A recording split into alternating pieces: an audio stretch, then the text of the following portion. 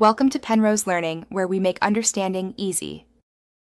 You start by opening Finder and immediately reveal hidden files with CMD plus Shift plus, so you can see system and dot folders. Once visible, enable the path bar under View so you understand parent folders. That helps when moving files. Next, open View options with CMD plus J and pick List or Column View to display sizes and dates. This speeds decisions.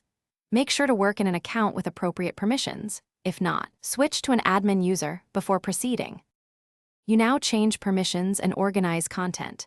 Select a folder, press CMD plus I to open Get Info and adjust sharing and permissions. Click the lock to authenticate and apply to enclosed items. This avoids later access errors. Once done, tag important files with colors or names for quick filtering and create logical folders. Drag or use Move To in the contextual menu. Finally, build smart folders or use Spotlight shortcuts to find duplicates or large items when doing cleanup. To finish, free space and protect data. Open About This Mac Storage, manage and follow recommendations, then manually remove large files from downloads or old installers.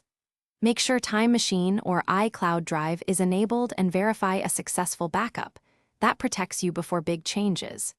If you encounter permission errors, run First Aid in Disk Utility, reboot into Recovery and repair the disk, or reset ACLs from terminal. Do this only if backups exist, otherwise stop and get help. Thanks for watching. If this was helpful, leave a like and consider subscribing. See you next time.